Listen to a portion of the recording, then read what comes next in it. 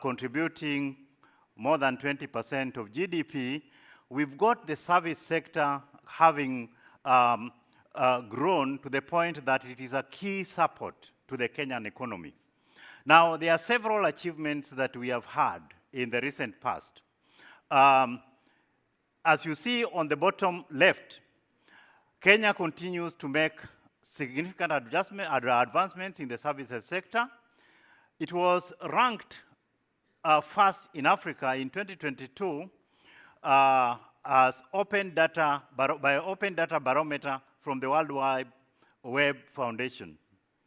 Now, secondly, it was ranked 8th in Sub-Saharan Africa in 2023 by Global Innovation Index. And then it was ranked 4th in Africa in 2024 by Network Readiness Index. So we have got a country that is dynamic, diversified, and seems to do fairly well on a number of measures that you may want to look at to measure the performance of the economy. Now, how are we doing in terms of growth? Now, the economy has been very resilient. Even in 2020, when a number of economies contracted, our economy contracted by just 0.3%. Many economies in Africa and globally contracted by big margins, but we contracted by only 0.3%. And thereafter, of course, as was happening in many other economies, we have seen a big rebound, and the economy has been growing by more than 4%. In 2023, we recorded a growth of 5.6%.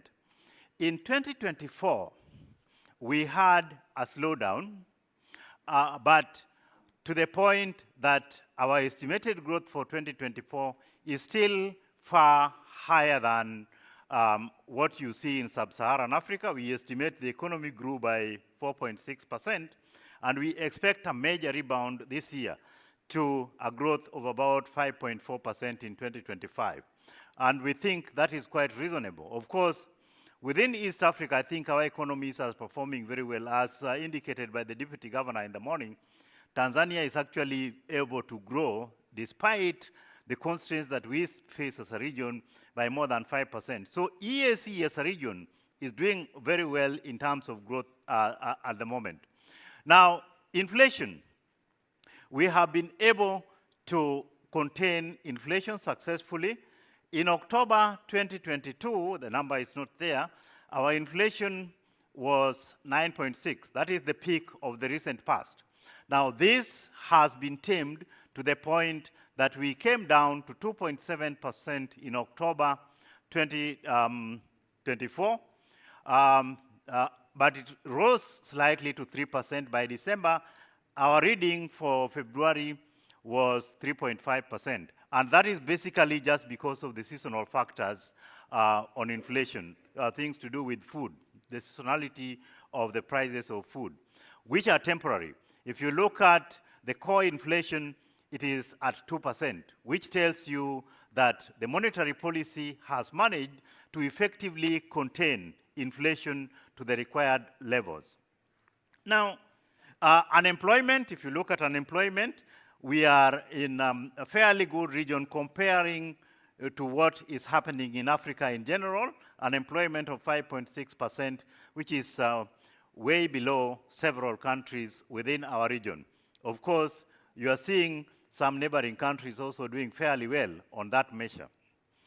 Now, then, I'll skip that, or I'll not talk too much about it, but in terms of the climate agenda, I think Kenya has taken a significant lead, and we are making a lot of progress on clean energy transition. Kenya is one country in Africa that has more than 90% in renewable energy. I think that is a feat that very few countries have, even the developed world. So we are doing fairly well as far as green energy transition is concerned. Now, how are we doing in terms of fiscal? Now, we have serious fiscal constraints. Of course, we are currently pursuing a fiscal consolidation plan where we aim to reduce the fiscal deficit gradually because of the debt vulnerabilities that we have. So we have a plan to reduce the deficit to fairly low levels, to the levels that we have agreed as part of the EAC to go through a convergence of the economies, of the macroeconomies. So we moved from 8.2% in 2020-21 to 5.3% in 2023-24, and we estimate that this year we are likely to have a budget deficit of no more than 4.9%. Now, this has been driven by measures to increase revenue collection, but also to rationalize expenditure so that we achieve the consolidation through not only driving expenditure rationalization, but also mobilizing additional revenue. We were so aggressive in revenue mobilization to the extent that the young people felt this is too much, and they went to the streets, and we had to throw out a finance bill with new revenue measures last July. That was a big setback, but it was also a big lesson to us in terms of how much can you push people to pay your taxes. And therefore, we have learned that going ahead, the focus should not be on tax rates, but the focus should be on widening the tax base and, where feasible, reducing the tax rates so that you rely on the volume of consumption and the number of people paying taxes rather than on the tax rates. Now, then going forward, we are implementing several reforms to drive the revenue mobilization, and we are implementing several reforms to drive expenditure rationalization. And we have those very clearly outlined, and I believe those of you who will be able to get the slides will be able to see them. This is no longer, oh, sorry, yeah, that's okay. In terms of the budget deficit, as I've indicated, we are planning to have, this is an earlier figure, the latest figure that was approved that I think is ready as of this week. We are planning to have a deficit of 4.9% of GDP, and that is going to be financed from both domestic borrowing and external financing, all of which we have identified where that is coming from. In fact, for domestic borrowing, our target for this year is already met. So because of the deep domestic debt market that we have, we are able to generate enough borrowing that we need to meet the domestic borrowing target. Now, where is the funding going to come from? As I've indicated, domestic financing, but also foreign financing from the commercial loan window, project loan, program loans. But of course, we also have concessional borrowing window through the African Development Bank. We have the IMF and development policy operation from the World Bank. So those will be our main sources of borrowing this year, just coming to an end. Then we still have debt vulnerabilities, but the ratios are improving. In December 2023, our debt to GDP ratio was 72.8%. That has come down to 65.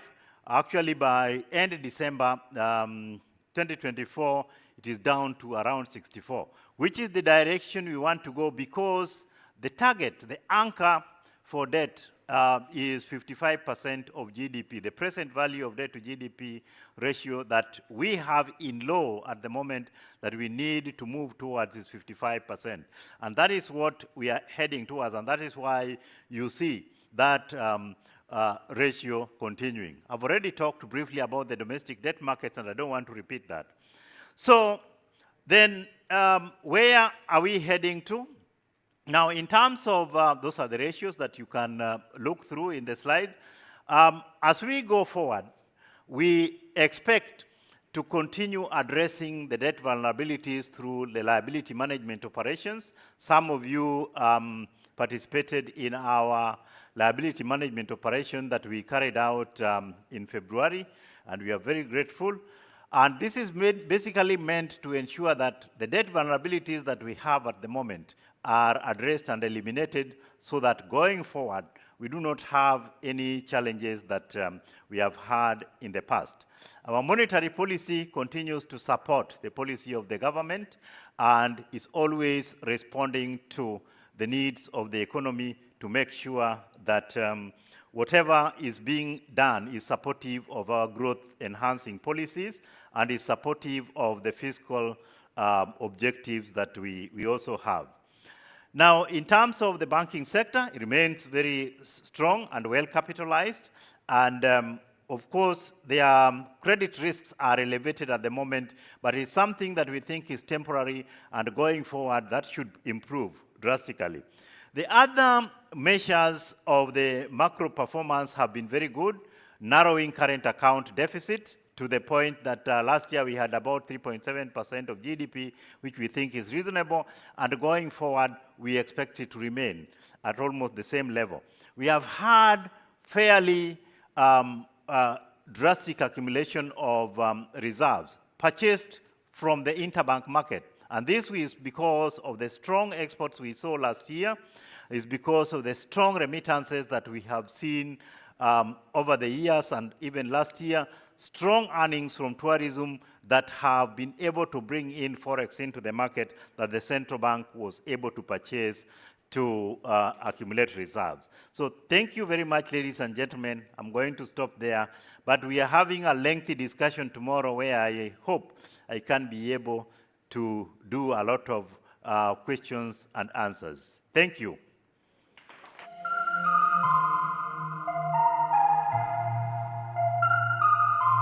Very much. Thank you, Mr. Otieno. And of course, remember to book your meeting with Mr. Otieno or any of the other representatives. Get the app and search for the African Markets Conference. All right, well, we've spent the day so far examining various aspects of Africa's investment landscape. We've looked at macroeconomic realities, we've looked at policy frameworks, infrastructure development, and energy transition. Our final panel is going to ask a very important question. Is there more required? Despite the opportunities that we've discussed at length today, Africa's share of global foreign direct investment still remains disproportionately low. The same is true of intra-African direct investment, which lags behind other regions. Investors often prioritize international markets over those within Africa. To moderate our next important discussion, I'm pleased to welcome Elizabeth Muchemi-Rintari, Head of Global Markets International at Standard Bank. With her experience driving business strategy and opening new markets, Elizabeth will be bringing some valuable perspective to this conversation. So I'd like to invite you up, Elizabeth, to introduce your panel and get us into this very important final discussion of the day.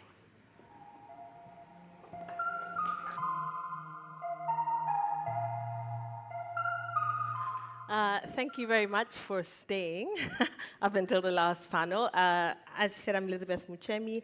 I'm very pleasantly surprised not to go in the panel right after the Right Honourable, because naturally I went on to ChatGPT to figure out a nice segue into this panel. It gave me Beyonce lyrics. Then I edited again, then it gave me something about African elders, and I thought, let me stop here before they talk about kintake loss and dowry payments and stuff. So that's another note for ChatGPT to get a bit more African cultural context. But this panel specifically is fully on African context, and it's really looking at how we as African governments can mobilize local capital to finance long-term infrastructure projects. This has obviously been something that's topical. When we look at statistics, only 15% of all of Africa's infrastructure is financed by local capital. South Africa, Egypt, and the likes are definitely trailblazers, and there's something that the rest of Africa can learn from, which is why I'm so pleasantly happy to introduce our star panelists. panel, and Ms. Boitumelo Mosako. She is the CEO of DBSA, a leading African DFI and champion of infrastructure investment and regional integration across the continent. And happily also, I can say, the first female CEO of DBSA. We have Mr. Gain Moore Zanamwe. I hope and I know that he's going to live up to his name, I should say. Director in Trade Facilitation and Investment Promotion at Afrexim Bank, which is also another Pan-African multilateral development bank that has been making exceptional strides at linking intra-Africa trade. And on the line, we have Mr. Clay Lowry, who's dialing in from the US. He is an executive vice president at the Institute of International Finance, which is a global institution which provides thought leadership, policy development for its member parties, which are a mix of commercials and commercial banks and DFIs. Thank you very much. It's just us. And please join me in welcoming our panelists.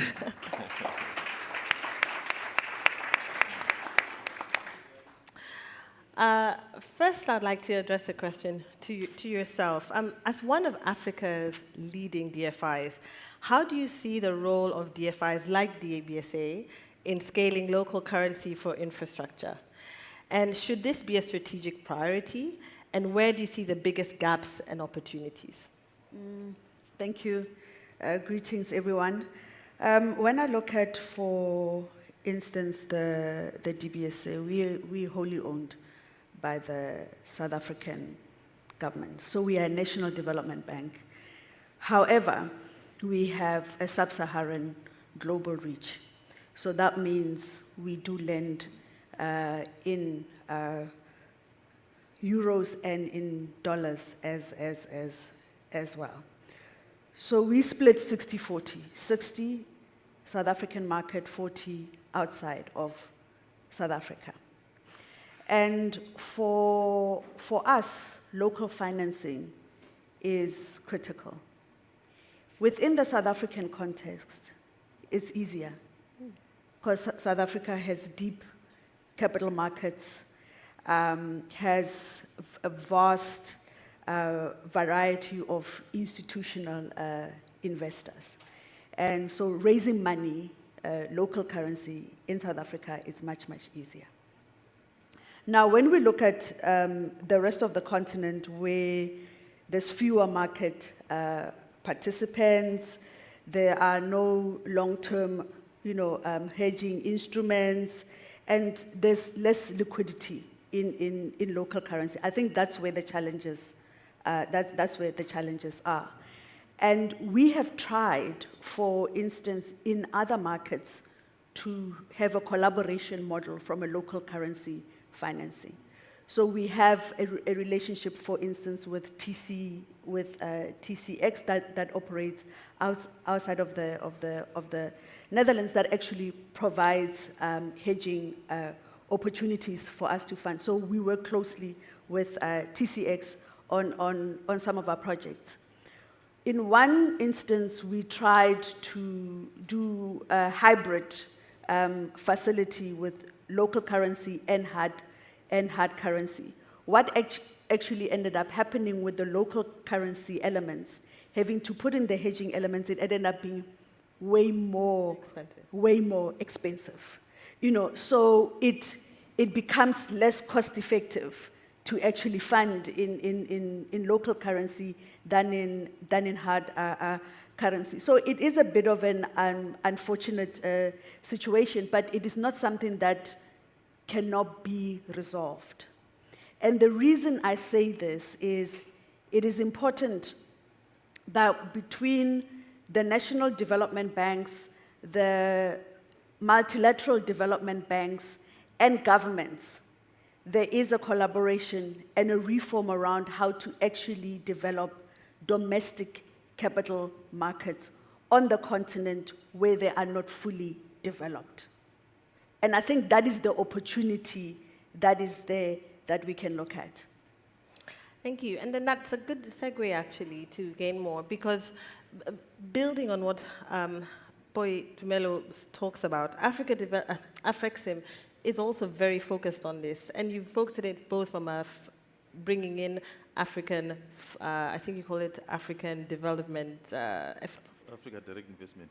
Direct investment, that's correct, as a vehicle of harnessing this local currency coming in. But what do you see very similar kind of barriers to cross-border African trade, and what products are you as African putting together to try and deal with some of these issues that Boitumela has mentioned? Thank you very much. I think this has always been an important issue for Afreximbank. We are your bank, a Pan-African multilateral trade finance institution, and every day what we've always been thinking is how do we put the African continent first, and we know all the issues that have been highlighted, from the low level of intra-African trade, which is around 15 to 18%, low levels of industrialization, and even on investment. We've got low levels of investment. And we have been thinking at Afreximbank, how best can we actually address this challenge, because we've got a huge gap in terms of infrastructure, and we then decided to focus more on mobilizing what we call Africa direct investment. And most of you probably are familiar about FDI, foreign direct investment. Yes, it is important, but if you look at the trends over the past, the African continent has actually been getting less of FDI, and I think the recent report by World Investment Forum indicates that we actually received about 53 billion US dollars in 2024. So the trend has actually been not impressive. We then decided to tap into what we call Africa direct investment. What do we mean by this? We actually discovered that there are more Africans that are willing to invest in other African countries. So that is the strategy that we've been working over the past 4 years or so. We actually launched this initiative at the Intra-African Trade Fair that took place in Cairo in 2023, where we discussed even the methodology on how to collect the data for ADI, which is actually not well known. And we found very interesting patterns that some of the countries that were actually topping the list were actually benefiting from investment from some countries like Kenya, investing in some of the countries like Sudan. And these are the trends that we've actually been seeing. And ADI, Africa Direct Investment, is actually likely to be more sustainable in the sense that we've got Africans that are vested. For us as Africa, we don't have another continent to run to when things get bad. So it is actually in our interest to work with the other Africans that are interested in investing in other African countries and provide a whole range of support to mobilize the African resources. We have actually put in place this framework, and we will be launching it at the next Intra-African Trade Fair in Algeria from 4 to 10 September.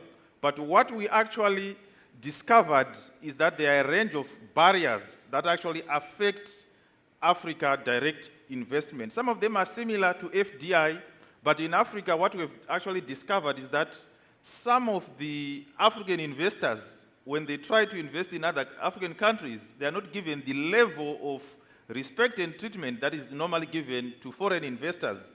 And we actually want to change that, and we have also put in place a range of tools. One of them is actually what we call the Intra-African Trade and Investment Finance Guarantee. This instrument is actually similar to the investment guarantees that are normally provided by multilaterals. So if we've got an African entity in South Africa that wants to, let's say from South Africa, that want to invest in Egypt, we can actually give them those investment guarantees to ensure that they can go and invest in other African countries. And the most important thing is we've brought in a suite of our products to actually back that and support that. One of the probably instruments that you may be aware of is the Pan-African Payment and Settlement System. If you look at what is happening is, behind any investment, it will actually catalyze trade. But when you try to catalyze trade, you realize that that trade may not be able to happen because you need FX to trade. If South Africa and Egypt want to trade, they now need to probably go and ask for permission from the Oval Office to get the US dollars. From Afreximbank, we're actually saying, as Africans, we don't need to be doing that. We need to be trading in our local currencies. This is where the Pan-African payment and settlement system comes in. It will facilitate trading in African currencies, and it will actually help us to save about $5 billion US dollars that is actually being lost in transaction costs. So these are some of the things that we're actually doing to ensure that there is complementarity between Africa direct investment and the Pan-African payment and settlement system. Coming probably to what my sister was saying, the local currency, we've tried it, and actually in 2017, we actually put in place a local currency program at Afreximbank, which we've been actually trying to implement, and we also issued our first bond in Nigeria in 2020 in local currency. We are now working on getting the assets to try and actually implement that. But some of the challenges you alluded to, we've actually seen that, and also even the pricing aspect is always coming as one of the issues that we've been trying to address. But I think what is probably interesting for us is that we've now decided to find a way of actually dealing with some of these issues. We are now looking at partnering with some of the players that will be doing projects in particular countries. For example, we actually launched a 300 million industrial park in Malawi. And we are going to actually fund that using a mix of local and foreign currency.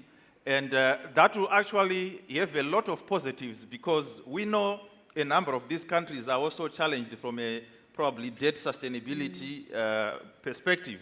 So we'll actually use some of the local currency they have to fund some of the things that we can actually buy in and procure in Malawi, and then only bring in the forex element to actually deal with the foreign currency that is required to import any equipment that may be needed to be brought from outside.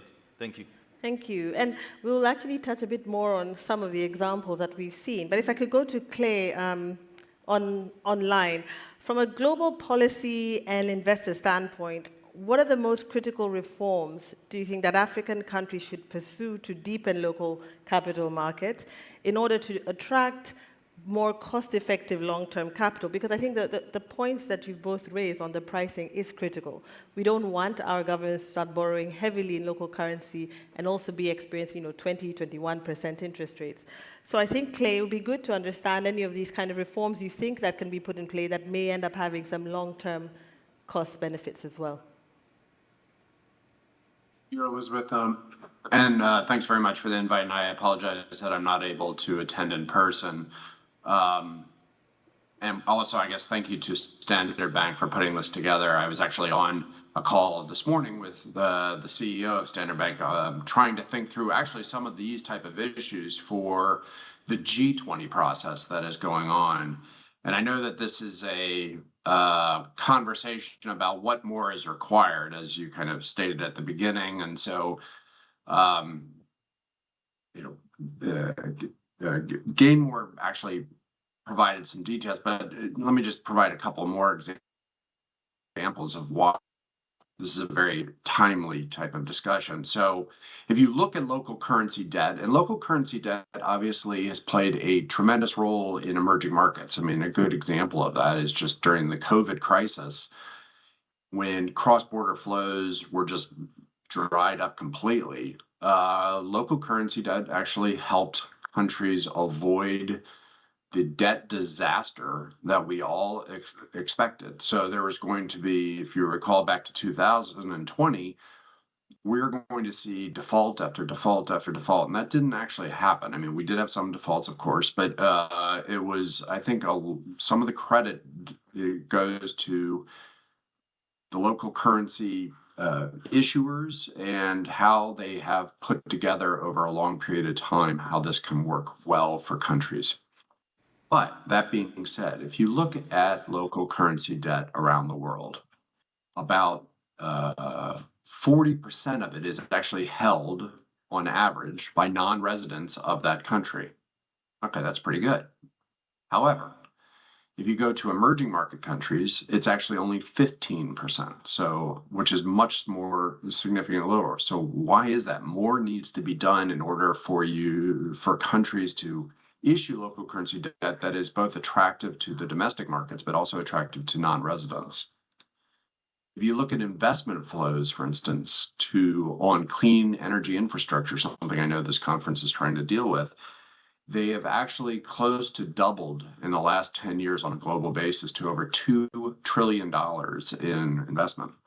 But again, using that same number, only 15% of that is going to emerging market countries. This suggests, again, that more needs to be done. So what is that more, as your question asks?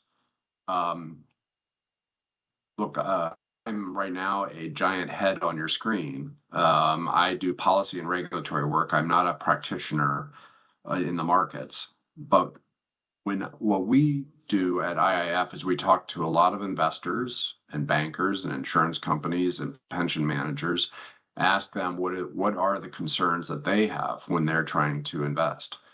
And they would say a lot of different things, and some of them are the ones that your other speakers have already addressed, and some of your speakers earlier today have addressed. But one thing that they do also talk about is having kind of a sound debt management office practice. So getting the right enabling environment, of course, is vital. Establishing a sovereign yield curve is vital, and putting on, which is an important aspect and a hard thing to do, harder than people think it is. But some other ideas that are out there are, and if you look at research that we've done, actually, is you can actually plot it using econometrics, that if you have sound debt management practices, better investor relation practices, it leads towards greater sovereign credit rating, better and broader access to markets, and maybe most importantly, especially if you're a finance minister, is a lower cost of capital. So a couple of the tricks that we at least have been hearing about are having better clarity of data. So you have better debt management data, better fiscal data, had a better clarity of transparency, particularly when it comes to collateralized instruments, which can be very difficult to understand. This allows for the country and the debt managers to actually put together a debt sustainability analysis and not just be dependent on the IMF. Having a better clarity of a legal. And finally, maybe, and we heard from the Director General from Kenya just right before this panel, and I think he sounds like he gets it, and his team probably gets it very well, which is better clarity of communications, a two-way dialogue. How does a debt manager talk with and relate with investors, both domestically and internationally, with stakeholders, both domestically and internationally, and with credit rating agencies? And so I think that those are some things, and from the sovereign's perspective, that they can do to actually increase and get better investment into their local currency markets and to their sovereign currency markets as well. Why don't I stop there? Yes, don't worry. We didn't see her. That's fine, Clay. Don't worry about that. I apologize. I am actually not where I usually would be working. I'm attending something for a family event. This is fine. No worries at all here. I think if I can come back then to you, Boyce, those are some really interesting points, especially on the debt management office and in terms of the transparency of debt. What would you view, for one, has that been also your experience in seeing that as a challenge? And on top of that, what do you think has worked and hasn't worked when you've been looking at local currency financing, both in the rest of Africa, outside of South Africa? And what lessons do you think that the rest of Africa can learn from South Africa? And lastly, any early insights you have with what they call the BRICS Local Currency Credit Line Agreement that could guide African governments looking to strengthen their own local currency financing? I think it's very clear. I mean, we've already alluded to what works and what doesn't work. I think for us is to focus on what are the opportunities to actually enhance and drive infrastructure development for the continent. Now, if I look at, for instance, we are part of a community called the Finance in Common. We hosted a summit 2 weeks ago, about 3 weeks ago in Cape Town. We are a system of PDBs. There's more than 530 of us, representing probably 26% of GDPs of the G20 countries. And we actually come together and say, how can we collaborate and what solutions can we develop together to address these issues? Now, when you look at, for instance, with the local currency financing, one of the things that governments need to do firstly is to, not just governments, it's how governments, MDBs, multilateral development banks, and public development banks work together as a system. So there must be investment that is made in the public development banks, because the public development banks are the ones that will provide the risk capital, for instance, that is required for the development of projects, whether it's an infrastructure program, whether it's project preparation. And I'm saying this in the context of what we do as the DBSA for the South African government and the rest of the continent. Because we are a DFI, we have that latitude to put up the risk capital, for instance, in the project preparation funds, so that we de-risk the project and get it to bankability stage. What that does, then it enables, it catalyzes private sector and institutional capital. Now, the second thing is the opportunity of institutional capital on the continent. I think we probably sit with more than $2 trillion in institutional capital on this continent. Yes. Right? And going back to what he was saying is, how do we actually start by mobilizing that capital? And in most cases, that capital is sitting with pension funds, institutions in the respective countries. And we need to make sure that there's proper reforms within countries and supervision of how that money actually develops the country. I mean, currently in South Africa, I think it's a 55-45 split. 45% of those institutional funds can actually be invested outside of the country. Now, I think getting those basic elements right to then say, how do local capital actually support local development? And that's what I think we definitely need to drive. What mechanisms are required to do that? And let's start by doing that. For instance, I'm going to give an example with infra credit in Nigeria, where it's a credit guarantee fund that was formed to actually enable institutional investors to actually participate in infrastructure projects by providing the necessary guarantee. That actually enabled a flow of local currency financing. So those mechanisms are there. Within the South African context, we believe as an institution, we drive investment on a programmatic approach, especially for big programs, whether it's the renewable energy program where we work with our government to refine, to create policy uncertainty, create a program. And within that program, you structure it in such a way that it also provides the protection mechanisms for the investors. Like, for instance, with the renewable program, the offtake was guaranteed or already. It enabled private sector participation with the independent power producer program. And when you look at where the money came from, I think we've invested maybe more than 250 billion in the IPP program. More than 90% of that actually came from local funding. So these things are not necessarily impossible. I think what it takes is intention, willing coalition between governments, between the public development banks and the multilateral development banks. The second thing that I'd like to raise is the role of MDBs. Okay, MDBs sit with a lot of, they sit with big balance sheets, okay, and they're designed to, absorb some of these local currency risks. The conversations that we have been having is, as part of these global architecture reform, and unfortunately, the global architecture reform is focused on the MDBs.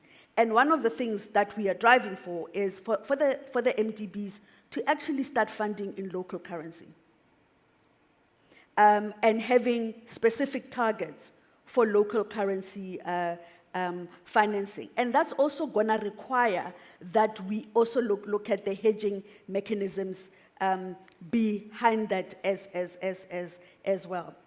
Let me give you an example with the National Development Bank, for instance, the BRICS Bank. One of the things that they've actually started doing as well is they actually started raising money locally. They would raise funds in South Africa to support, South African investments, raising money in Brazil to support Brazil.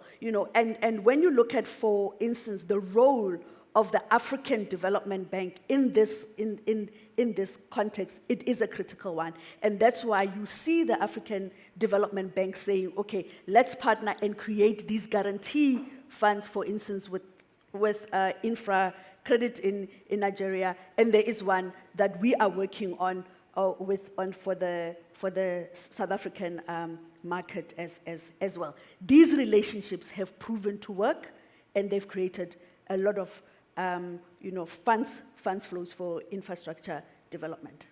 If I could come back with two questions on what you said. Number one is, when we talk about local domestic institutions and financing, sometimes we find that our own domestic institutions seem to have less risk appetite, for example, than for foreign investment portfolios. And in that sense, and our regulators, our local asset managers, local institutions all have a role to play in this. What do you think is, as opposed to parking money in T-bills and in bonds, what do you think can unlock this conservative or more risk-averse stance that a number of regulators and, as a result, local pension funds take? And then secondly, when you talked about MDBs raising money locally, there's been some talk of certain types of very high-rated MDBs, if raising money, for example, in an African country, and they're expecting to raise it at AAA levels. Local investors thinking, well, hang on, I could just go and buy local paper and earn more. Why do I want to buy this paper? I'm not getting capital relief, etc. So are these themes that are being discussed now and being workshopped? And it would be lovely to hear your view as well as yours, Gain, more on this. Okay, no, that's one. I think on our side, how we are seeing it is that when you look at these mechanisms, I do hear what you're saying, and this goes back to the whole perception of risk, that even our own local institutions don't like our risk,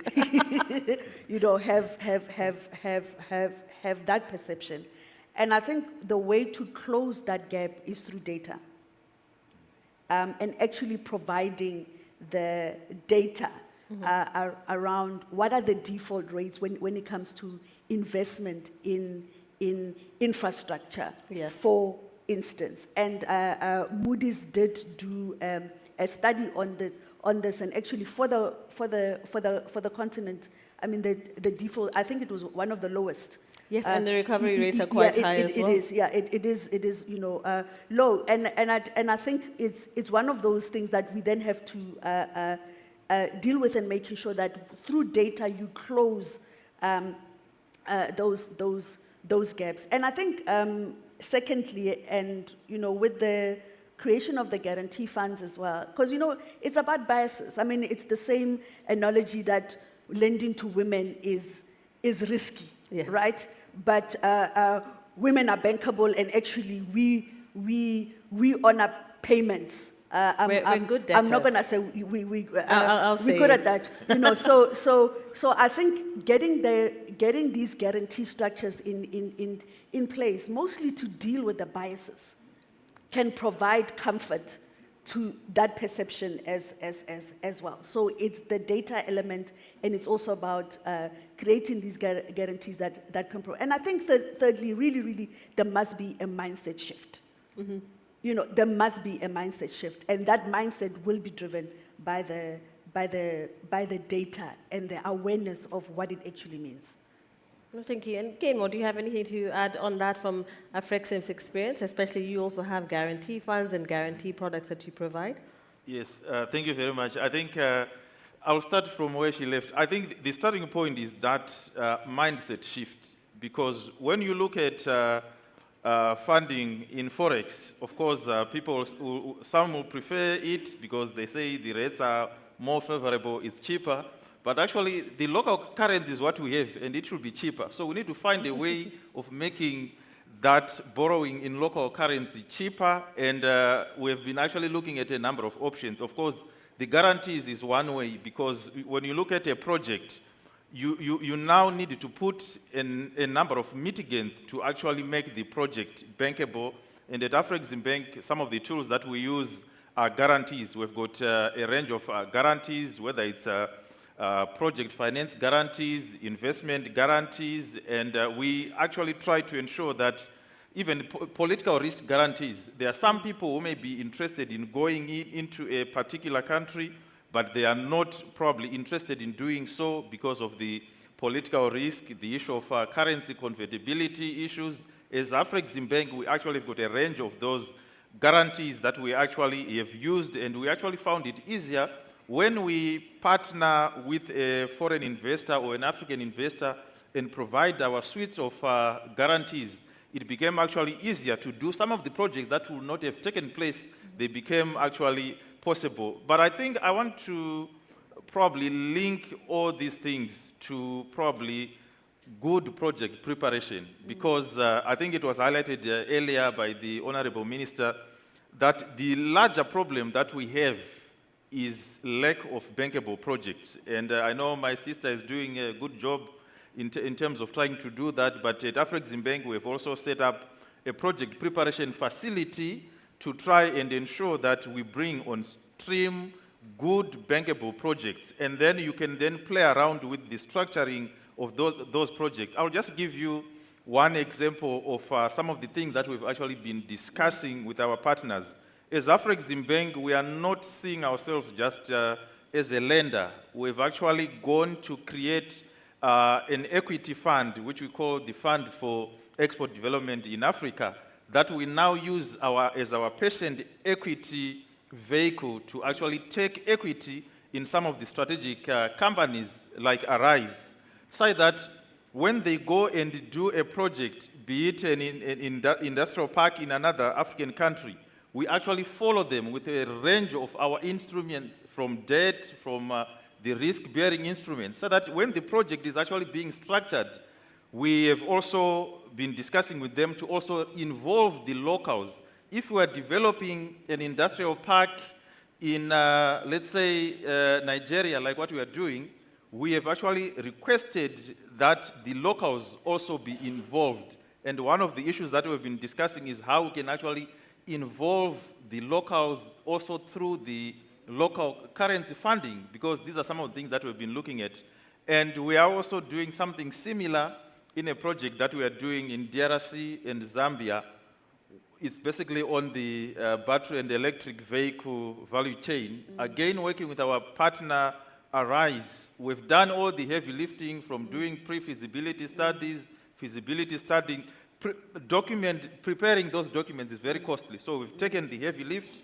We are now structuring the project. And one of the things that we are looking at is to actually involve the locals so that they also have a stake in their minerals. They've got these critical minerals that can actually be used in producing battery precursors, batteries for electric vehicles, and 2-3-wheelers. So when you do it that way, and then you involve the locals to also take equity in the stake, it becomes easier now to bring in the local currency element. These are some of the things that we're actually doing to facilitate this issue. We basically put it under, broadly speaking, what we call African resource mobilization. Whether it's Africans, we've got money, we want to invest in other African countries, we give them comfort to be able to do that. We have also defined intra-African trade and investment to include our brothers and sisters in the diaspora, and we also want to mobilize their funding to put it into well-structured and well-prepared projects that we are preparing. And some of these things, they didn't actually happen overnight. Some of you may be aware that where we actually started from, when we actually realized that we can use African money to solve African problems, is when in 2014, Afreximbank actually came up with a central bank deposit program, which we call CENDEP. We actually started by mobilizing funding from central banks in 2014. And to date, we've actually been able to mobilize about $34 billion from central banks, and we've been using these resources to actually fund African projects. And it became actually cheaper. We managed to reduce our cost of funding by about 70% by relying on resources from central banks. 29 central banks have actually invested in this program, and our outstanding right now is about 8 billion. And what we actually learned from that is that there are more people who are amenable to using their resources by investing in Afreximbank, and then we use it to support those projects, and then we play also around some local currency funding.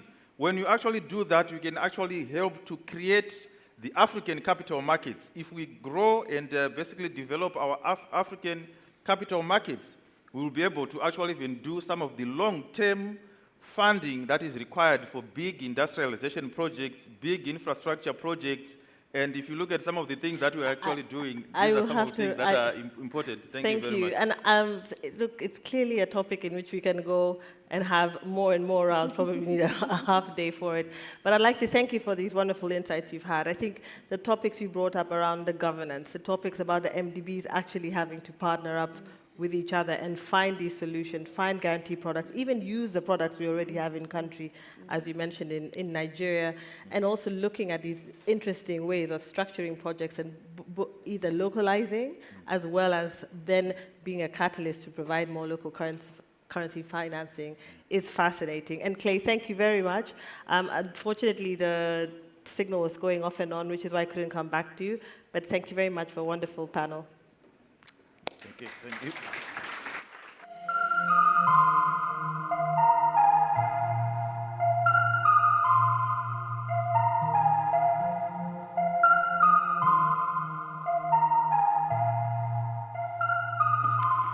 Thank you, Elizabeth, and your panel. I think that was very instructive. Two key ideas from there, really. This idea that investment flows where risk is understood, not eliminated. And investors follow signals, not slogans, so strengthening local currencies and would make that signal very clear that Africa is a partner, not just a market. Well, we're going to take a quick 15-minute break now before our final country session of the day. Just to let you know, there will be refreshments available again in the networking areas outside. After the break, we'll be going straight into our vision for Nigeria, and then we'll have our closing session, which will be on leveraging Chinese debt capital markets. Thank you so much for your attention. You're the best audience I've had today.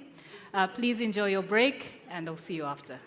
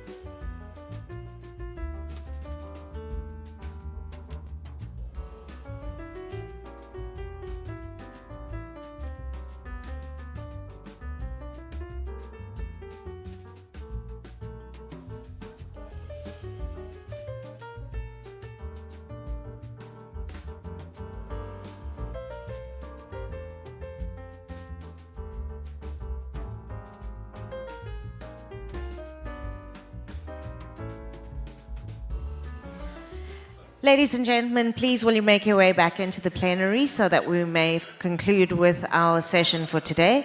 Please can we ask you to make your way back into the plenary so that we can conclude today's session. Thank you.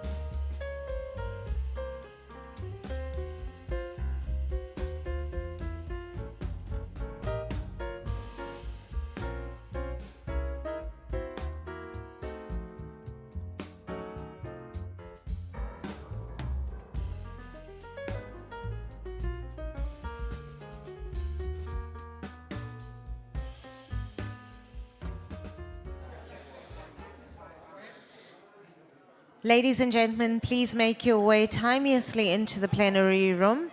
We would like to conclude today's program. If we could encourage you to please make your way into the plenary room and immediately find a seat so that we can conclude today's program. Thank you very much.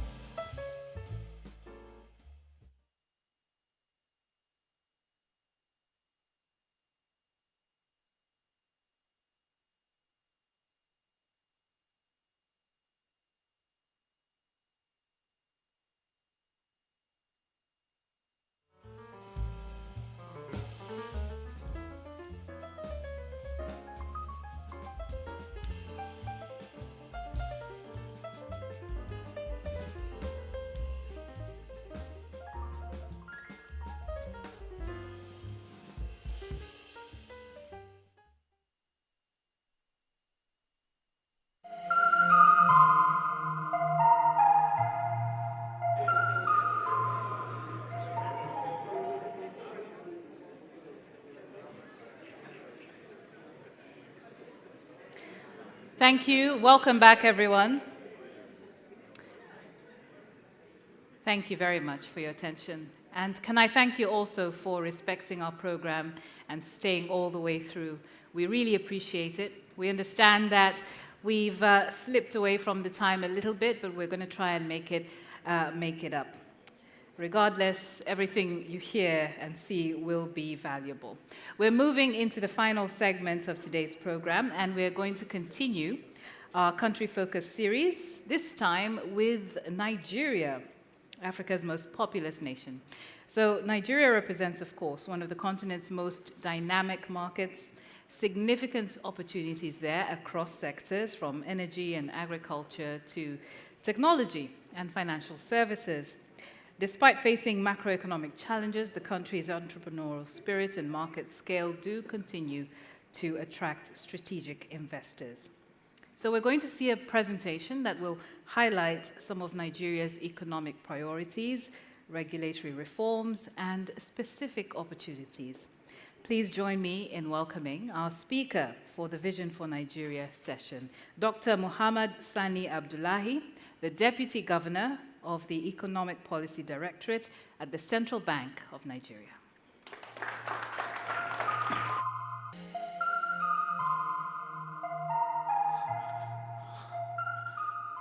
Is it on? Okay. Thank you very much. And thank you to Standard Bank for the platform to engage.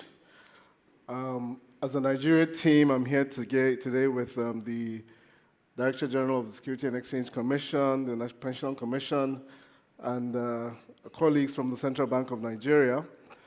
And really, within the next few minutes, is to outline for you some of the reforms that the Nigerian government has been undergoing over the last 2 years. And the last 2 years, really, the government has really gone through the most consequential reforms that have probably happened in the last 2 to 3 decades.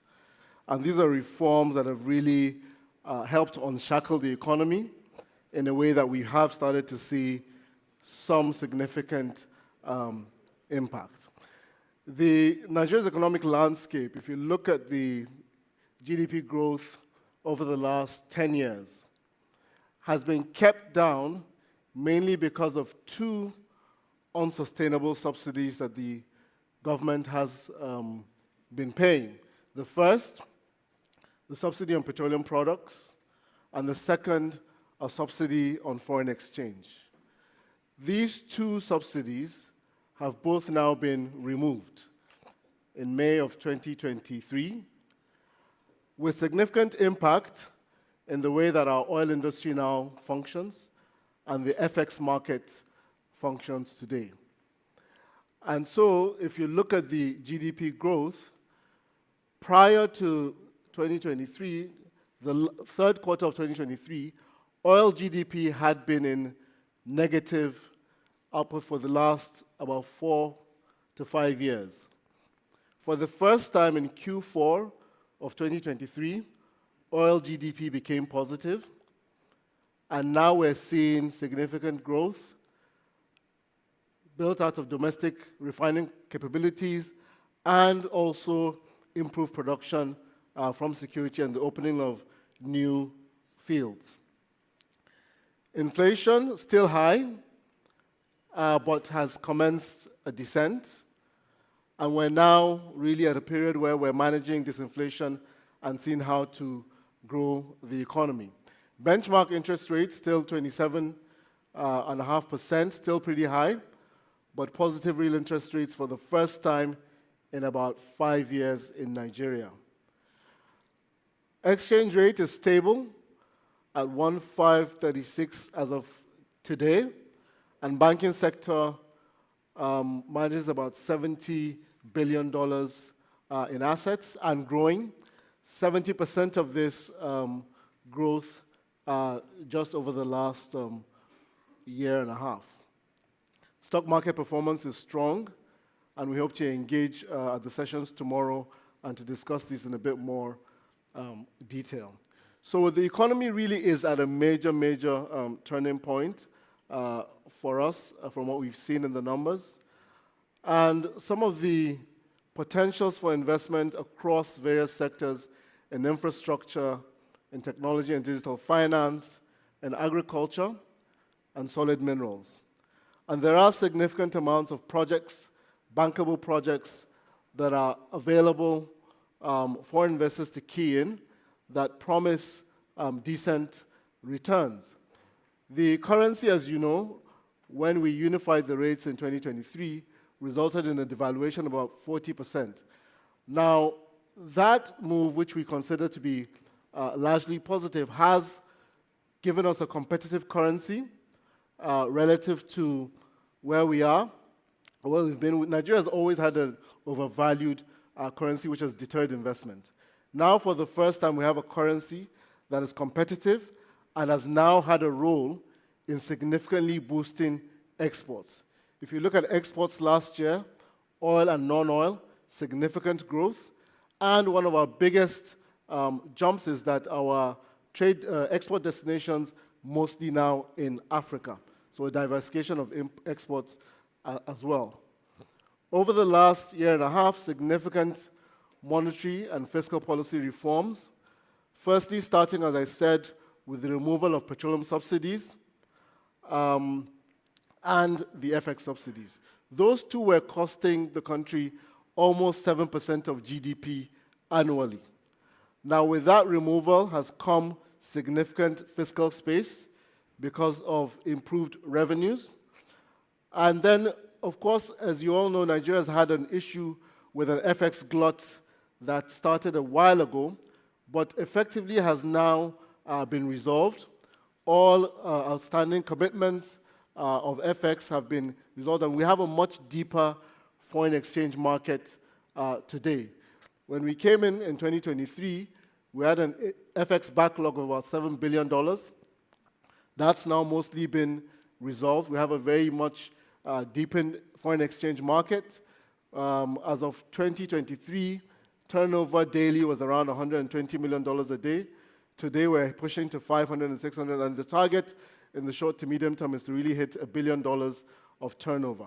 And what that means is that for investors that have invested in Nigeria over the last year and a half, entry has been easy, exit has been easy because there has been liquidity in the foreign exchange market. Revenue mobilization, as I said, Nigeria has had a very low revenue to GDP ratio. Today, we used to be at about 7%. Around the continent, it's about 20%. And now we're pushing at 12 and 13%. And some very, very consequential tax reform laws have just been passed over the last week, which will see us significantly ramping up on revenues.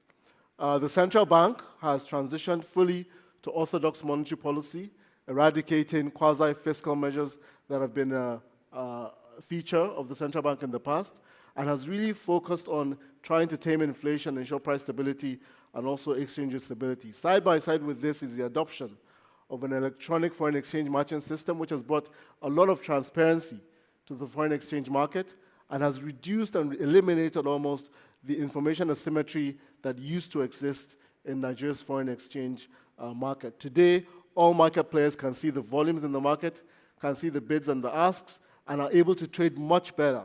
We've also adopted an FX code, the global FX code, tailored back to Nigeria, which has helped with ethics in the market and to reduce as much as possible speculative activities. Side by side with that, the Ministry of Power has signed the Electricity Act of 2023, which has really brought cost-reflective tariffs and has really opened up the sector as well to investment possibilities. In terms of institutional reform and enhanced governance, we've really focused at the central bank on enhancing monetary policy transmission, doing a lot of work really on ensuring that the decisions that are taken at the Monetary Policy Committee transmit through the economy and are able to get a hand on inflation. For this year, we're hoping to hit a target of about 15% of inflation, down from 23.18% that we are today. So there is a huge amount of work going on in fortifying public finance buffers and ensuring really that we build financial sector health. Banks from Nigeria are undergoing capitalization efforts from now till next year, which we hope will really help the economy as it really strives to achieve its target of building $1 trillion economy over the next 10 years. So in terms of real sector reforms, there's been an adoption of value chain approach to agriculture and manufacturing, really trying to decouple it and ensure an efficiency at every stage of the chain, development of electricity and mineral sectors, transportation networks and port decongestion. These are all opportunities that are available within the Nigerian economy for investors as much as possible to key in. And we'd hope to be able to engage on these in more detail, maybe at the country sessions tomorrow. In terms of financial sector reforms, we've been really focused on trying to get Nigeria off of the gray list. We're very confident that over the next few weeks, we will hear back, and we're quite positive that we'll be able to get off that. So there's been a lot of work on, as much as possible, trying to raise capital for the banks, as I've mentioned, and other key players in the financial sector. The Ministry of Finance and other parts of the fiscal side are modernizing fiscal policy, trying to improve. There's really a strong focus on revenue generation in Nigeria today, and it is yielding fruit. We've seen significant improvements in revenue generation, revenue mobilization, both at the subnational and at the federal government level, public procurement reforms, and efficient administration of social cash transfer programs. Of course, some of the effects of the reforms have been really negative effects on the cost of living at the initial stage, but now, as much as possible, that is being alleviated. In the past in Nigeria, if you followed the economy, from 2019 we had 2020 there was a 13% premium between the official, quote unquote, and the parallel exchange, parallel foreign exchange market. That went all the way up to 52%, identifying significant arbitrage opportunities. That is now down to less than 2%, really showing convergence and a unification of the rates out of the policies that have been implemented. Foreign exchange flows through the economy have significantly improved. As I mentioned, on a daily now we're looking at about $400 to $500 million from $100 million that it used to be. And our target, of course, is to be able to hit $1 billion on a daily basis. Over the last few months, if you look at the balance of payments for 2024, we've had current account surpluses. For 2023, it was $6.9 billion, but for 2024, we've had a current account surplus of about $18 billion, which is significant and really, really shows where the economy is changing. And this is coming from a position where we've had significant current account deficits from 2022, 2021, and beyond that. So in terms of external reserves, also growing. We hit about $40 billion in December. We're using it, of course, to settle debt obligations and then to supply FX into the market as well as required. But we are really focused now on the first phase of our plan to ensure that we build a liquid foreign exchange market before we come back. But because of the surpluses that we have from the current account, it's also allowing for natural reserve accretion as we go forward. The all-share index, I'm sure the SEC will talk a bit more about this tomorrow, is also seeing strong market performance and broad-based growth, and it is a market that's still deepening, and we hope will get better in a way that it supports the economy. Inflation is easing amid structural adjustments and market dynamics. So whereas we have been on a very, very challenging period in the recent past, we are seeing significant opportunities to really tighten or right decades old of challenges that have affected the economy.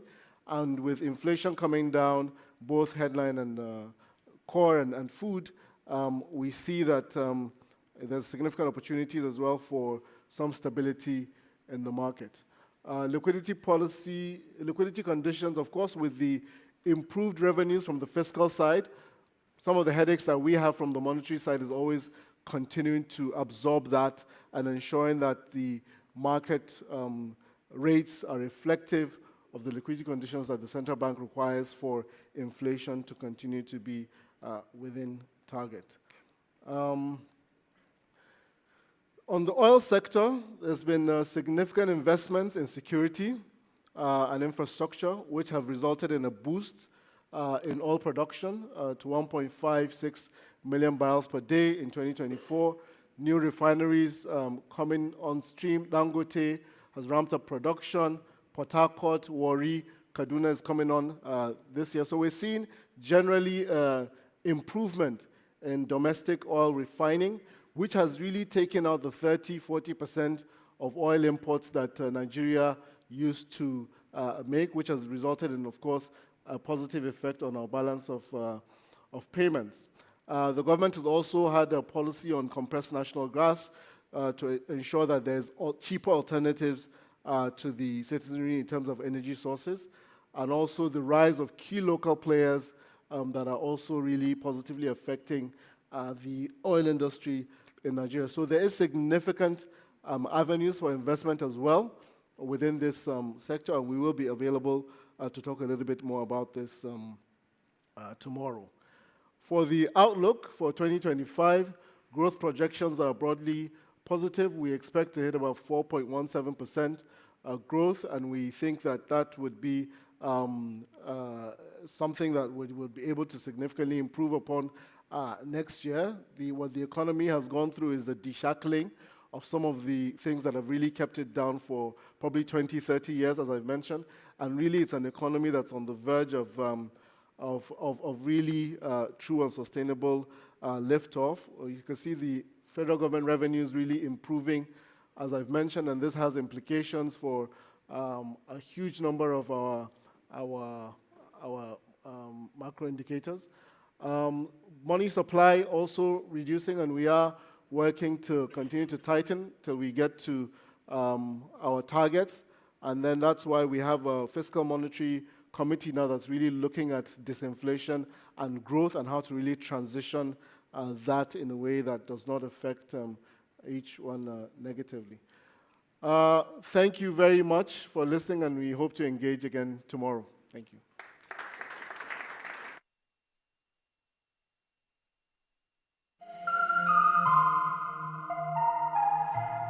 Thank you, Dr. Abdullahi. Just to remind you, you can meet with all the countries and their representatives. Tomorrow we'll be having breakout sessions specifically for that. And to do that, you need to download the CEvent app and then look for African Markets Conference, and you'll be able to book your session as well as access other presentations. Now, this is the QR code to download the app, so if you want to do it now, this is a good time. Just go ahead and you'll get the link to download the app, where you'll be able to book the meetings and see other presentations and engage further with the conference materials. So that's the QR code you can use for that. And I'm sure the different countries will be very pleased to see you for those one-on-one conversations tomorrow. Right, this is a session I've been looking forward to. It's our final session today. I expect to learn a lot from this, and we're going to be exploring a financing avenue that could transform Africa's access to capital, leveraging the Chinese debt capital markets through instruments like panda bonds. As African countries are seeking to accelerate their economic development, it's important to diversify funding sources beyond the traditional markets. The Chinese debt capital market presents a significant untapped opportunity for African issuers. To guide us in this, I'm very pleased to welcome Ginny Yan, Managing Director and Chief China Economist for China Market Strategy. With her expertise in Chinese financial markets and global economic trends, Ginny is going to help us understand the potential of this funding channel for Africa's development needs. So please help me welcome Ginny to the floor.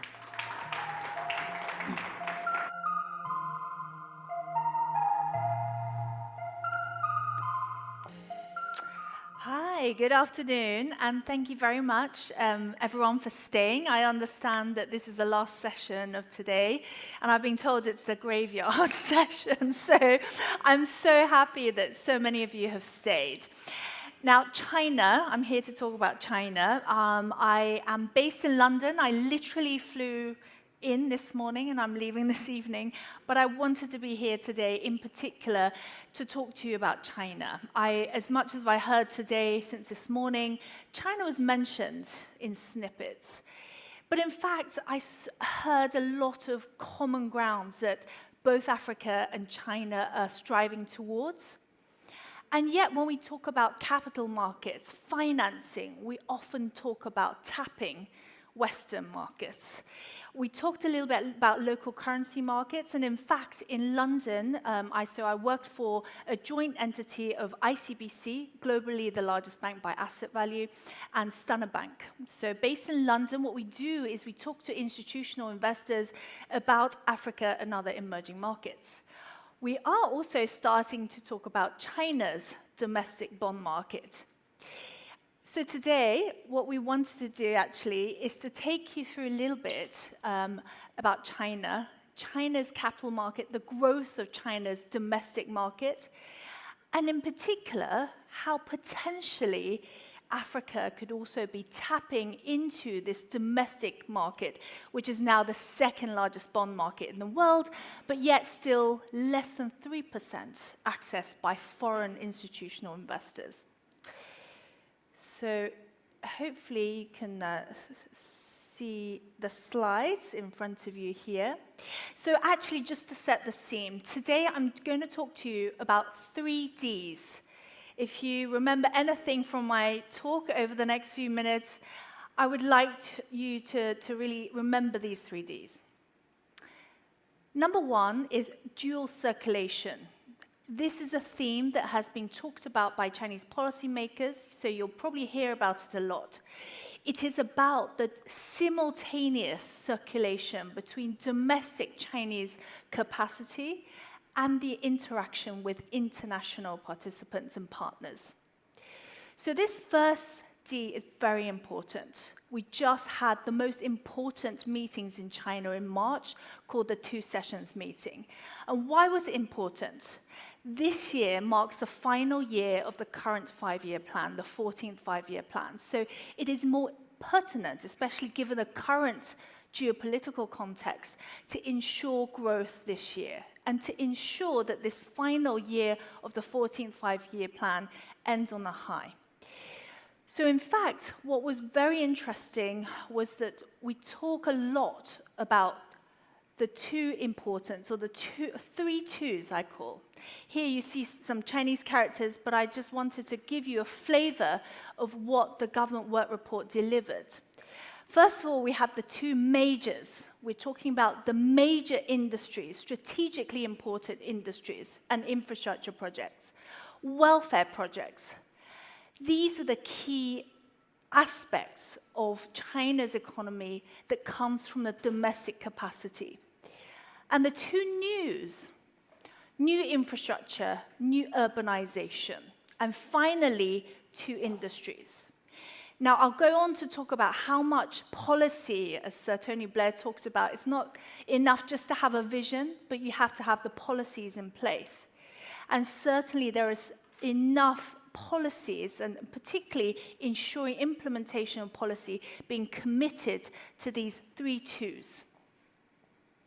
And you'll hear on some of those important keynotes and highlights from the government work report in terms of just where China is in its own development and transition.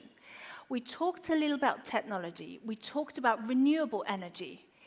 If you look on ChatGPT, you have some answers, great. Now look on DeepSeek. These are the things that will be driving what's going to be challenging the status quo. And I believe in thriving economies in Africa. Now, Africa and China together accounted for around 1/4 of global growth last year. Now, going forward, growth is going to be challenged, especially given tariffs, especially given the current geopolitical tension. So Let's secure that growth. So China is committing a lot of fiscal resource. So in the next slide, fiscal support is the key in this year's government work report. Here I outline some of the key targets. So to get to 5% GDP growth this year in China, we are seeing fiscal deficit up to 4% of GDP compared to 3% usually. We're seeing dedicated 1.3 trillion RMB worth of ultra-long special sovereign bonds, tapping into the China's bond market. So central government can finance quite cheaply in China. And now it's about mobilizing that liquidity and financing to really make sure that the capital is being channeled into where it's needed and most needed in the real economy. So to talk about growth and to mobilize the resources to enable and empower that growth is exactly what's happening in China. And I like to think that some of that will happen in the high-growth economies. In particular, this is what I see every time I visit Africa. I feel this, revitalization, if you like to call it, but energy to reform and to change for future growth and development. Now, in China, one of the things that, for a population of 1.4 billion, roughly Africa will be getting there, given that Africa's population is youthful. Median age is 19 compared to China, 38. China's population is declining, but in Africa, population growth is still 2.5%. So eventually, Africa will also be thinking about the similar challenges, how to make growth not just numerically or quantitatively high, but also of higher quality. So the productivity of every single percentage of that GDP growth is exactly what the current policies in China is focused at. So all of those buzzwords in China, whether it's renewables, the new economy drivers, technology, what is happening here is that the realization of that 5% will not be forever. How do you achieve potential growth, but for what's available in the financial markets to be more productive, to be channeled towards where it's most needed? So that's a message I want to carry today. So I'm here really to talk about the 3 Ds. So I talked about dual circulation. Domestic capacity requires interaction with international partners. So trade diversification has been a tremendously important aspect of that. So facing tariffs, facing increasing uncertainties in global markets, what has been happening over the past decade, and actually accelerated by COVID, is the need to diversify not only trade partners, but also investment partners too. So China is not only attracting foreign direct investment, portfolio flows, but also it is also, investing abroad increasingly. So from a trade diversification point, diversification absolutely is vitally important. And why is China's domestic market, bond market, so important? It is now the second largest bond market in the world, but very, very little invested by foreigners. So essentially, very much like Japan, a lot of that debt is held domestically. But we are seeing more and more foreign institutional investors coming into the market and being interested. And really, for the past 8 years or so, we have seen particularly foreign sovereign institutional investors diversifying, and really the bond indices inclusion. So 3 major bond indices has included China. And what we have seen is really asset managers following those indices. Now, this is not to say that we're going to suddenly have an influx of foreign investors in the market. But what's happening here is that this market is becoming more and more dynamic. and more liquid. So across 24 hours, across time zones, we are seeing foreign institutional investors, we're seeing sovereign investors accessing this market through different time zones. Here in Africa, absolutely the same. Lots of institutional investors also interested in that market. So I'm saying that this is a large bond market, but still very much only really tapped by Chinese domestic issuers. Now, Panda. I had a quick look on ChatGPT and DeepSeek, and there's no pandas in Africa. And I hope one day we will bring pandas to Africa. But certainly, from a capital market perspective, there are already pandas being issued. So what do I mean by panda? A panda bond is a bond that's issued in China's domestic market, but by a foreign issuer. So as far as I know, there is now one African issuer. I'm not promising that obviously there will be lots more, because obviously there is still very much a regulatory approval process. And being very realistic, a lot of panda issuance have gone to high-rated issuers. But that's not to say in the future things could change. And in fact, what we've seen in recent years has been opening up of regulation to attract more and more issuers. And the reason to look into this is multiple. And I think number one is diversification. It really tapping into China's domestic investors.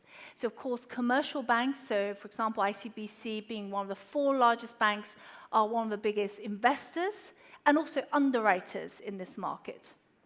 And number 2, to build your profile, whether you're a corporate issuer, sovereign issuer, institutional issuer, if you would like to engage China from a profile perspective, this is a great way for the market to know more about you as an issuer.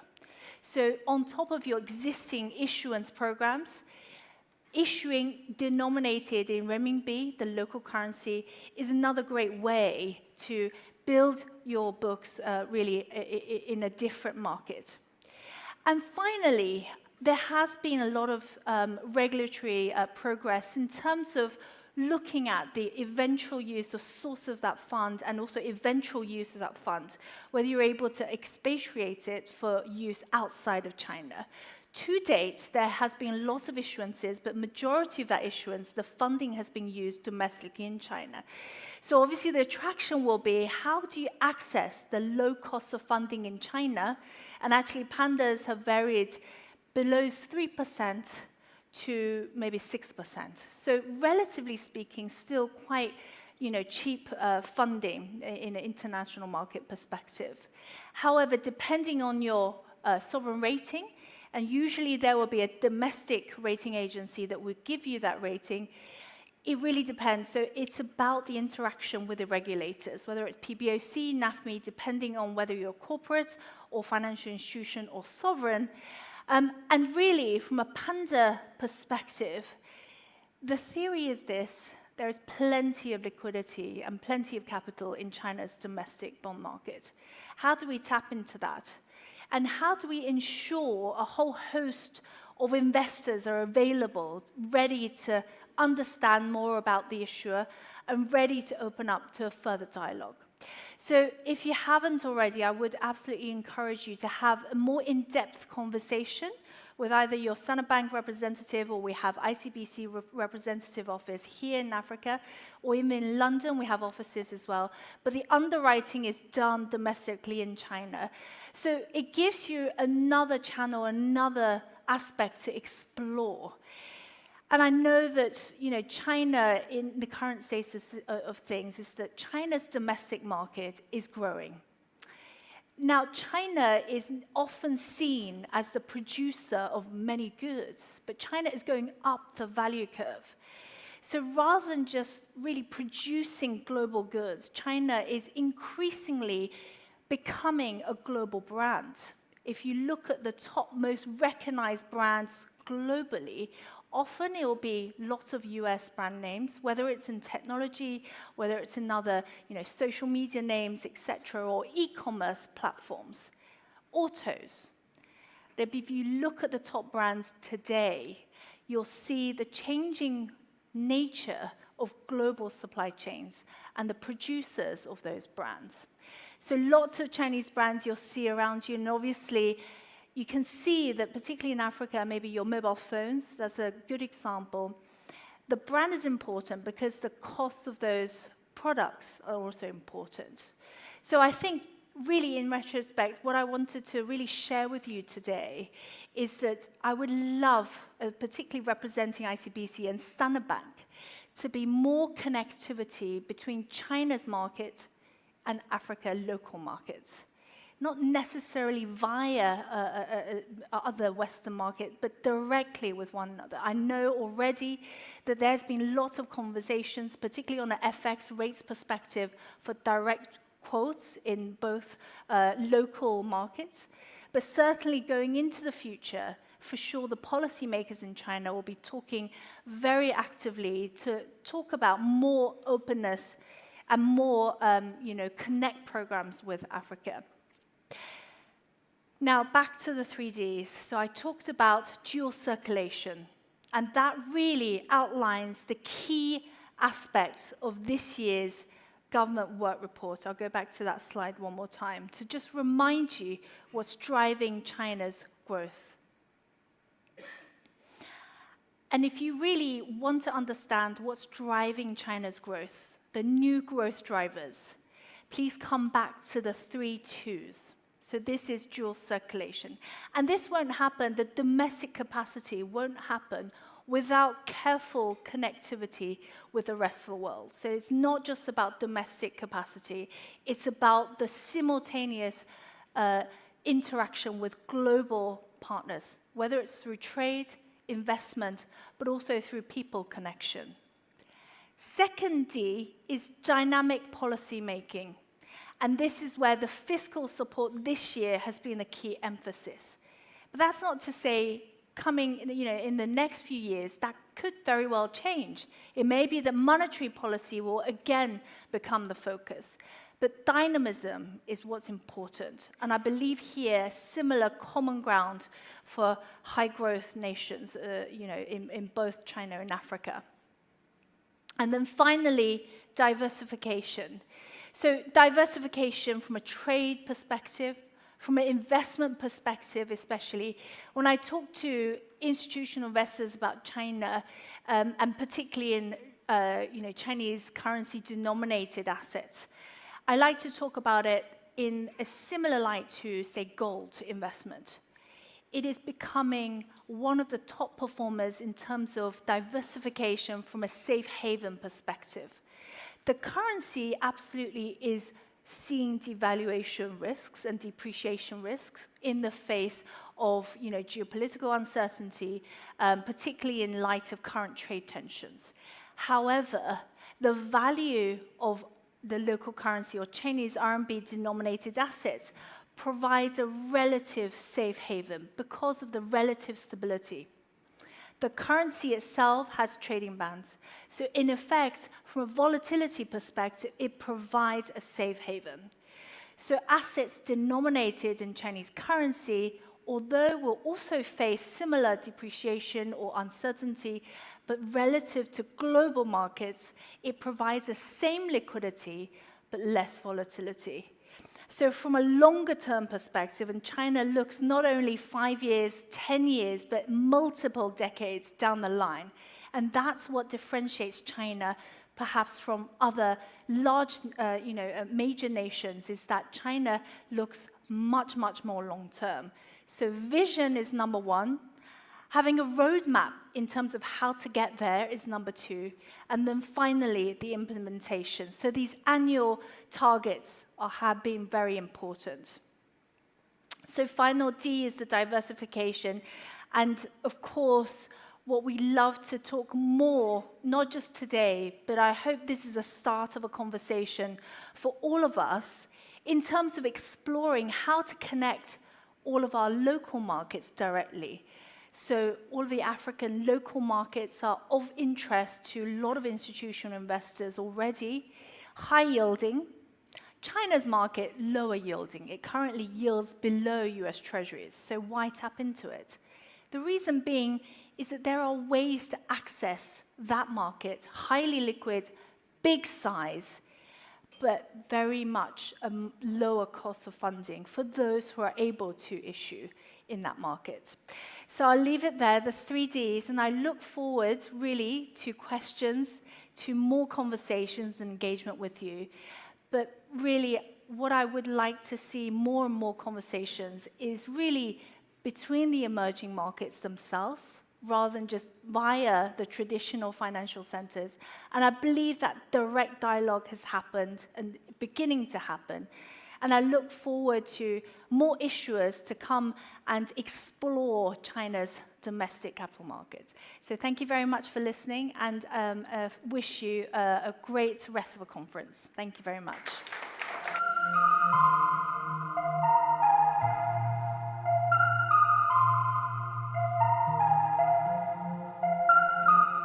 Thank you very much, Ginny, for that eye-opening presentation on leveraging China's debt capital markets. We are coming to the close of our program, but before we wrap up, let's have some closing remarks. And to do that, I'm going to call on Mr. Yinka Sani, Regional Executive, Africa Regions at Standard Bank.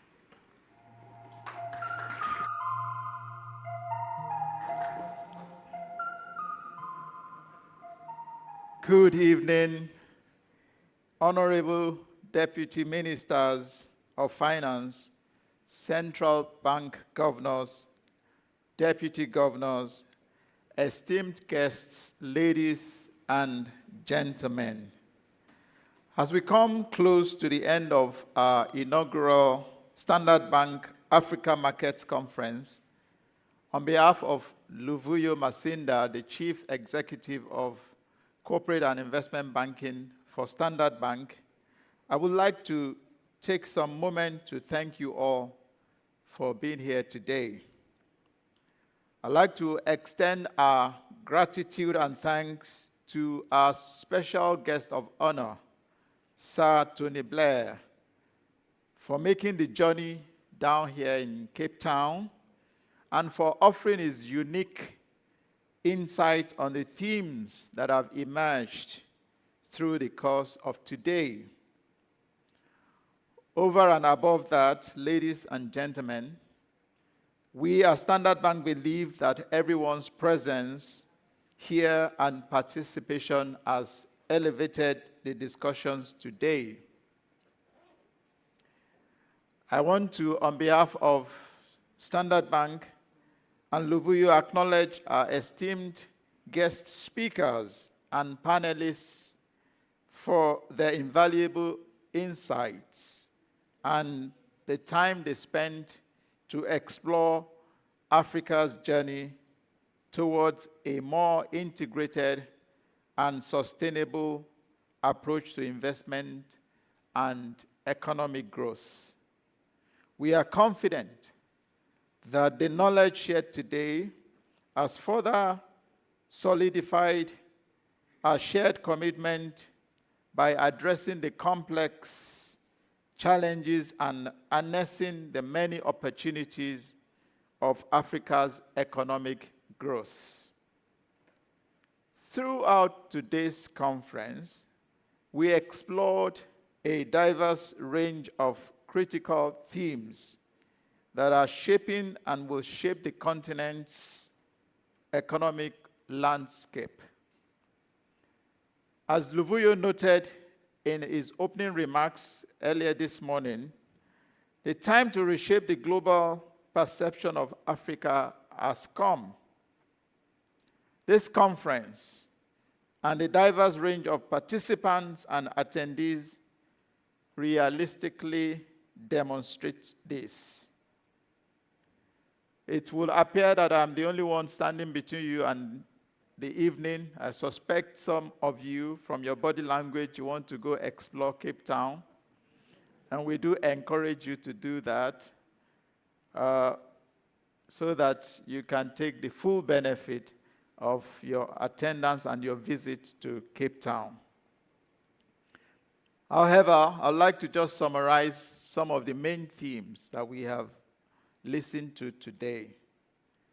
Based on the themes from the engagement, I think we can all agree that we live in very interesting times and that Africa will have to be flexible and agile to benefit from the opportunities that arise from the volatility that we have seen already.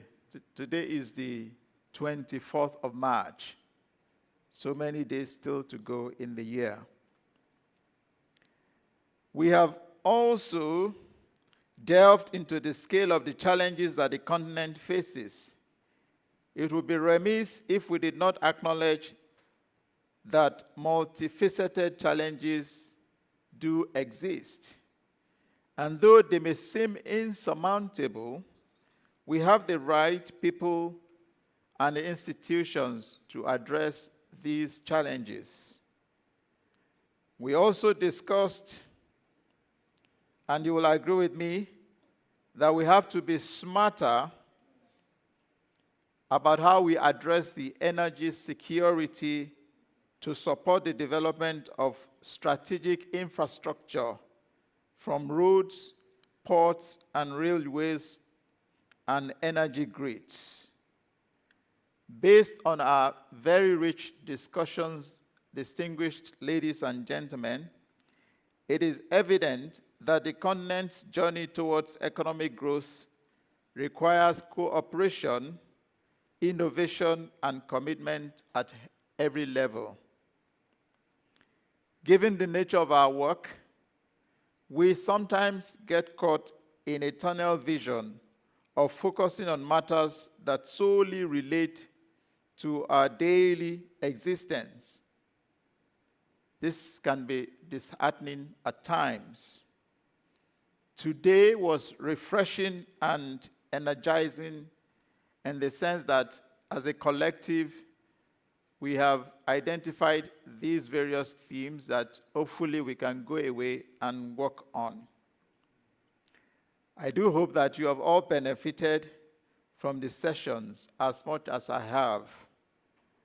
At the outset, we made clear that this conference is more than a discussion forum. We believe that this conference can be a catalyst for integrated growth. I am firmly of the belief that the vision will be reality as we enter an exciting phase of development in and across Africa. We at Standard Bank never get tired of restating our purpose, which is Africa is our home, we drive our growth. We say it because we mean it. We have 54,000 people across the continent trying to achieve this sole purpose. We look forward to day 2 of this seminal conference and truly believe that going on into the future, we will realistically work together to drive Africa's growth. Please take the opportunity of engaging with the various countries, central bank governors, and policymakers tomorrow. We thank you once again for your presence here and for your robust engagement and commitment. We look forward to seeing progress from this conference and collaboration and progress as together we power Africa's economic future. We hope that you would take many of the opportunities, including issuing Panda bonds.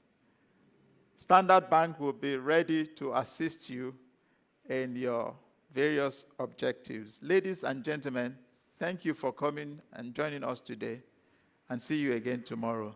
Thank you.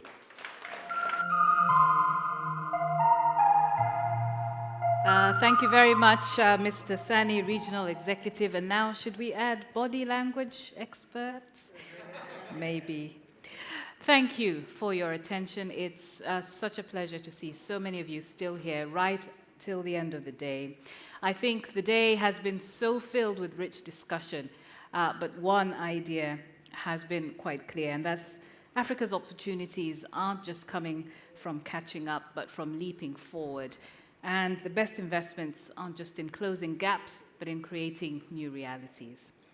So, a few technical notes just before we go. The QR code is still up here for those of you who didn't have an opportunity last time to download the app and book those meetings for tomorrow with the different country representatives. We'll leave that up there. And of course, just to remind you that we will not be here tomorrow. So if you do come here, you're going to have a very different day than planned. Please join us at the Westin Hotel for day 2 of this conference tomorrow. Thank you once again for your participation, and we really thank everyone online for joining us, for participating, for sharing your comments on social media. We really appreciate your contributions. And for those gathered here, we'd just like to let you know that shuttles and private chauffeurs to Cape Town have been scheduled. They're currently located in front of the showroom. That is the Glass House, where the cocktail was held yesterday. You'll find your transportation there, so you can just make your way there, where staff members will be available to provide assistance. But of course, you're also welcome to continue your conversations here, and we really look forward to seeing you again tomorrow. Thank you very much for your attention and your time, and have a lovely evening.